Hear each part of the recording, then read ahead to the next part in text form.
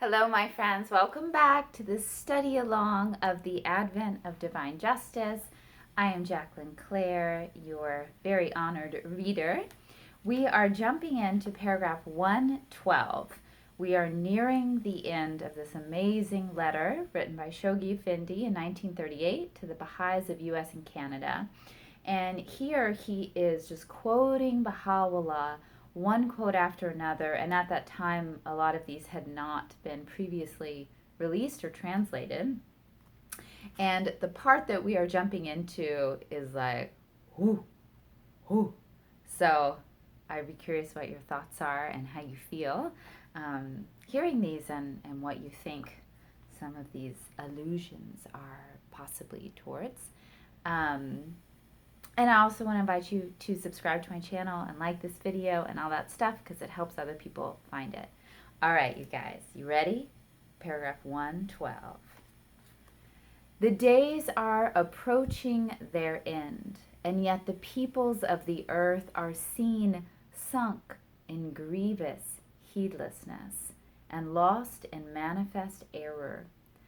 Great, great is the cause. The hour is approaching when the most great convulsion will have appeared. Again, this is 1938. No, it's not 1938. This is Baha'u'llah. Right. Forget what I just said. It's quoted 1938. Okay, forget. Great, great is the cause. The hour is approaching when the most great convulsion will have appeared. I swear by him who is the truth, it shall cause separation to afflict everyone, even those who circle round me. It's Baha'u'llah saying me. Say, O concourse of the heedless, I swear by God, the promised day is come, the day when tormenting trials will have surged above your heads and beneath your feet, saying, taste ye what your hands have wrought. The time for the destruction of the world and its people hath arrived. He who is the pre-existent is come, that he may bestow everlasting life and grant eternal preservation and confer that which is conducive to true living. The day is approaching when its, civilization's, flame will devour the cities, when the tongue of grandeur will proclaim, the kingdom is God's, the Almighty, the All-Praised. O ye that are bereft of understanding, a severe trial pursueth you and will suddenly overtake you. Bestir yourselves that haply it may pass and inflict no harm upon you. O ye peoples of the world, know verily that an unforeseen calamity is following you, and that grievous retribution awaiteth you. Think not the deeds ye have committed have been blotted from my sight. O heedless ones, though the wonders of my mercy have encompassed all created things, both visible and invisible, and though the revelations of my grace and bounty have permeated every atom of the universe, yet the rod with which I can chastise the wicked is grievous, and the fierceness of mine anger against them terrible.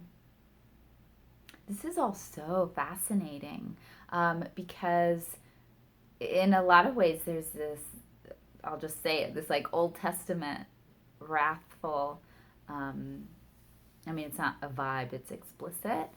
And this is not often something we associate with Baha'u'llah's writings, but it's there, like this whole spectrum of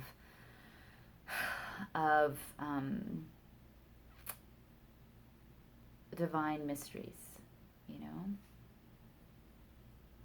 Grieve thou not over those that have busied themselves with the things of this world, and have forgotten the remembrance of God, the Most Great.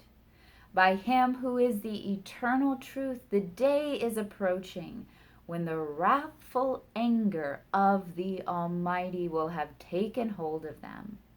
He verily is the omnipotent, the all-subduing, the most powerful. He shall cleanse the earth from the defilement of their corruption, and shall give it for an heritage unto such of his servants as are nigh unto him. What does this mean? What does this mean in the very practical, down-to-earth application and way Baha'is we talk about our faith and the process of creating a better world collaboratively through neighborhoods and grassroots. When we read something like this, tell me your thoughts. What do you think this means? I mean, on the one hand, there's this meaning that's very clear, but in this very Baha'is, we're chillax and we build community and all this stuff.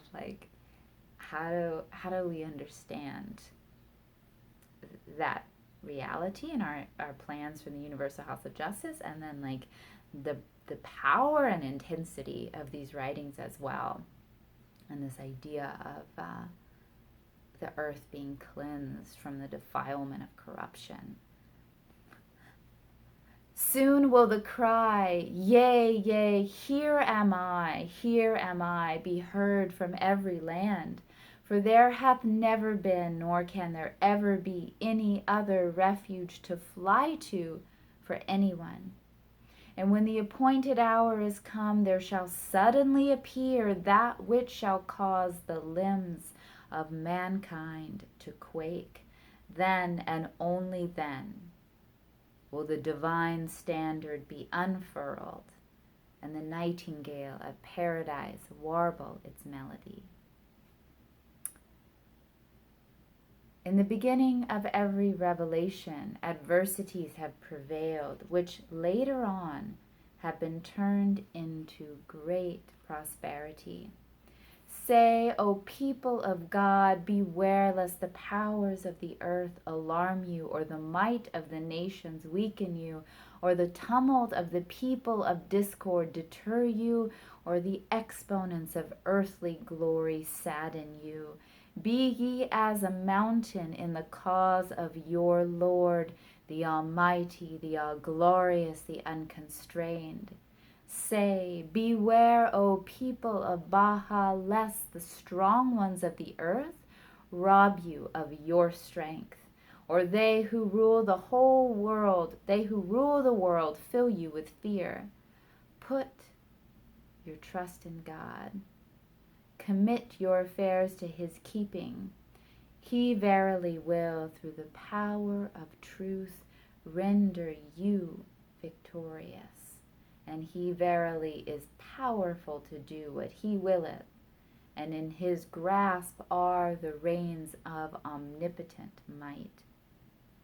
I swear by my life, nothing save that which profiteth them can befall my loved ones.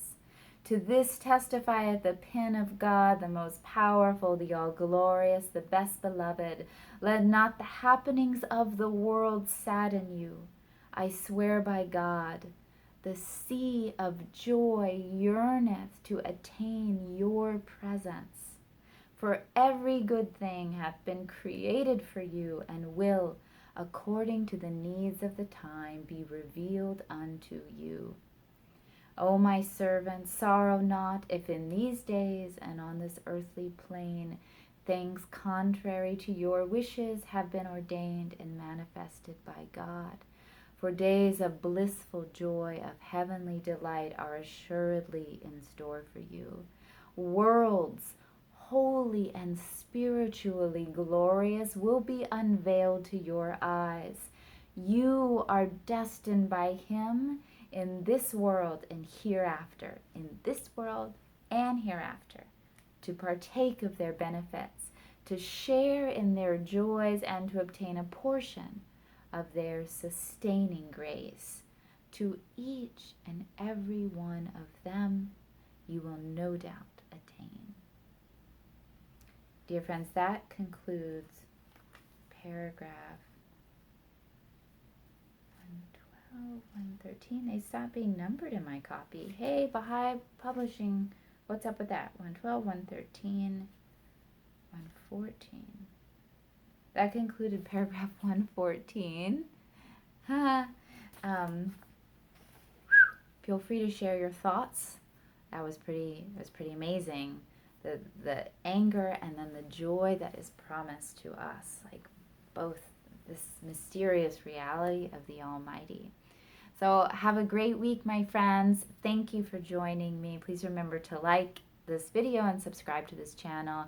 And I also have links below to my Patreon if you would like to become part of my inner circle and support all the work that I do, art and video and tours, and help me boost my equipment and stuff like that.